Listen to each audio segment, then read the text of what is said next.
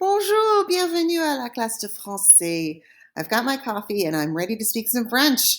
J'ai mon café alors. Je suis prête à parler français. Okay, let's get going. So far, we've been using a lot of verbs, and we've learned how to say what a person wants to do, or prefers to do, or likes to do. Now we're going to learn how to say what that person likes to do and is actually doing. So to do this, we need to know subject pronouns. So you ask yourself, Madame, what is a subject pronoun? Well, guess what? I am going to tell you, it's your lucky day. Subject pronouns are words we use to replace nouns that are the subject of a sentence. What does that mean? Well, let's look at them in English. In English, the subject pronouns are I, you, he, she. These are all singular subject pronouns. They only talk about one person. We also have we, you, and they, which talk about plural, more than one person. And the two yous are the same form in English. In other countries, they're different. In other languages, they're different forms. But we're lucky. Ours is a little simpler.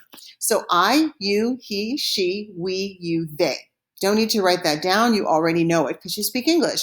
Let's look at what it does. We use the pronoun when we don't want to use the noun itself.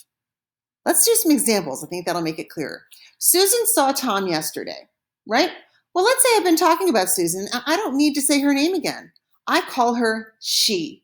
Susan saw Tom yesterday. She saw Tom yesterday. Susan saw Tom yesterday. Susan is replaced with the pronoun she. She saw Tom yesterday. Mom and Dad are on vacation. Mom and Dad can be replaced with the subject pronoun they. Mom and Dad are on vacation. They are on vacation. And the last one, Emma and I are French. Emma and I can be changed into we. Emma and I are French. We are French. So in all three of these sentences, the main subject has been replaced with a pronoun. Susan turns into she. Mom and Dad turn into they. Emma and I turn into we. Here are the subject pronouns in French. I'd like you to write these in your notebook as we go. So if for some reason you don't have your notebook open yet, this is the time to do it. Or if you need to go get it from another room, pause the tape, and when you come back, you can hit play and catch up. These are the pronouns. I in English, so go ahead and write the English one down. I in English is, you already know this one. Can you say it? Je. Even if you know it, go ahead and write it down. We want to have it, make sure we have it as many places as possible. Je. You, singular, talking to one person is, anyone remember? Tu. Say it after me. Tu. Tu. Excellent. He is il.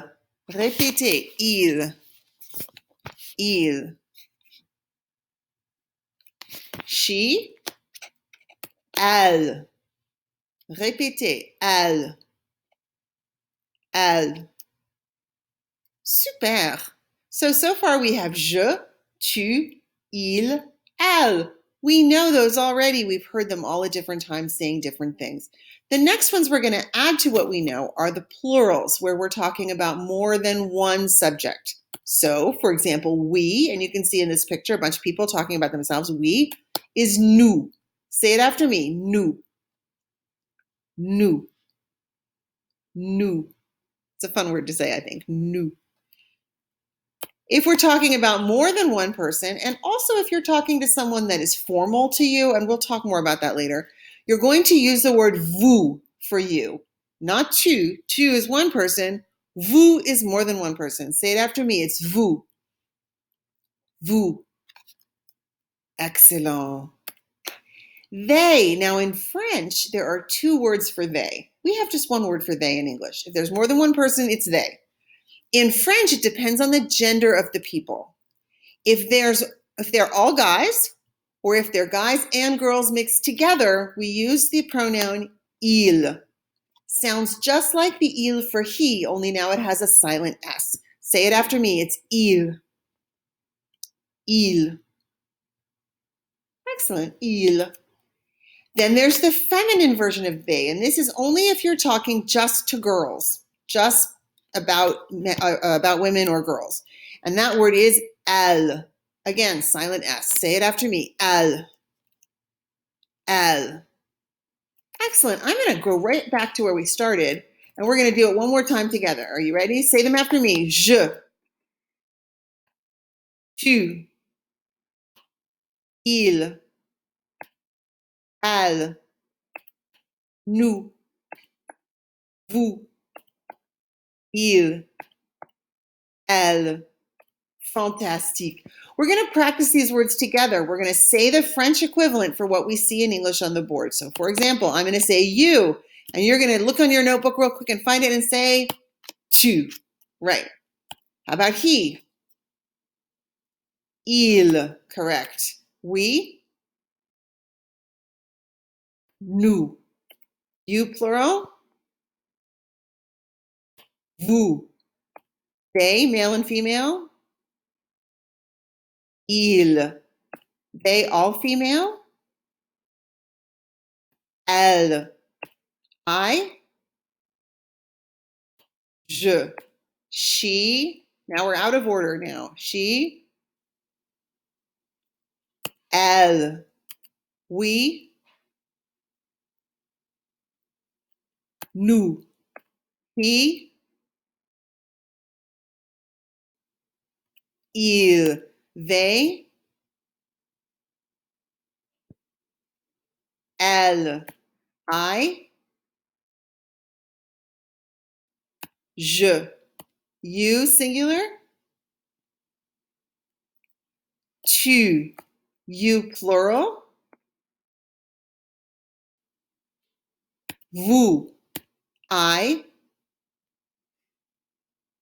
Je. He. Il.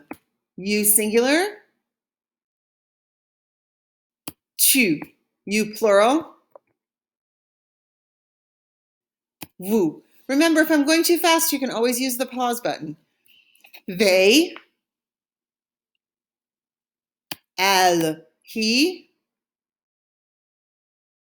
Il. They, male and female? Il. She. Elle. We. Nous. You, plural? Vous. They, male and female? Il. She. Elle. They, all female? Elle. She. Elle. I. Je. You, singular? Tu. They, male and female? They. Sorry, il. I'm giving you the English. They, male and female, is il. Excellent. He. Il. That was fantastic. If you want to go back and practice those again, you can always take the video back to where it started and you can do that whole thing again. Let's look at some places where we have already used the subject pronouns in French. We've already used them, you just may not be aware of it. Let's look at these instances. For example, we use them when we give our name, je m'appelle madame, or someone else's name, il s'appelle Marc, elle s'appelle Jeannette. When we say our nationality, je suis canadienne, or someone else's nationality, il est canadien, elle est canadienne. When we say how old we are, j'ai 17 ans, or how old someone else is, il a 13 ans, elle a 15 ans. We use them when we say we are hungry, j'ai faim, or thirsty, j'ai soif. When we like something, we say j'aime la classe de français, or don't like something, je n'aime pas la classe de français.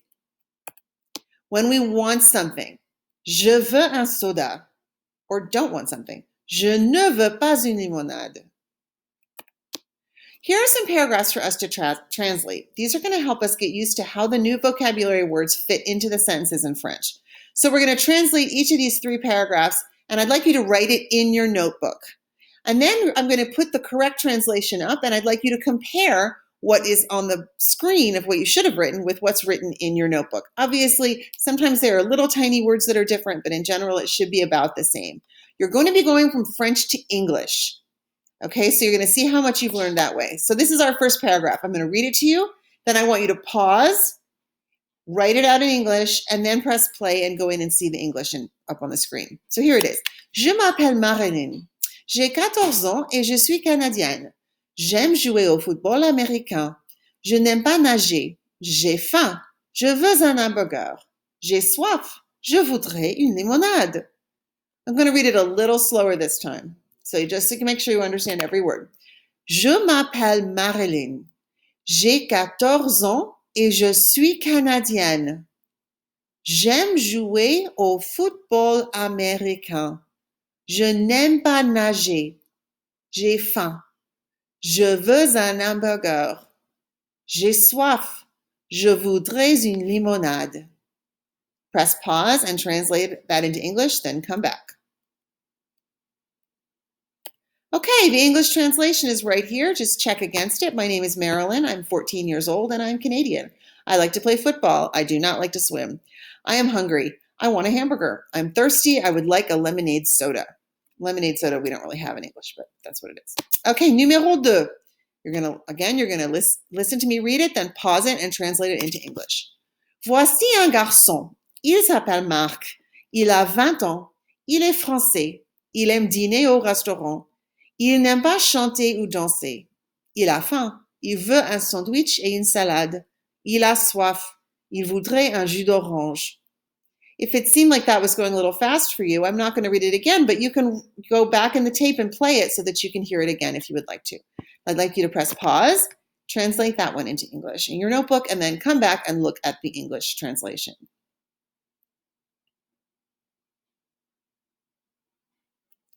Okay, here's the English translation. Here is a boy. His name is Mark. He is 20 years old. He is French. He likes to eat in a restaurant. He doesn't like to sing or to dance. He is hungry. He wants a sandwich and a salad. He is thirsty. He would like an orange juice. Great. Again, you can pause if you need to. Last one to translate. I'll read it in French and then you can pause it and translate it into English. Voici une fille. Elle s'appelle Mandy. Elle a 11 ans. Elle est anglaise. Elle aime voyager. Elle aime parler français. Elle n'aime pas travailler. Elle a faim. Elle veut une pizza. Elle a soif. Elle voudrait un jus de tomate. Now press pause and translate this into English. Then come back with a translation.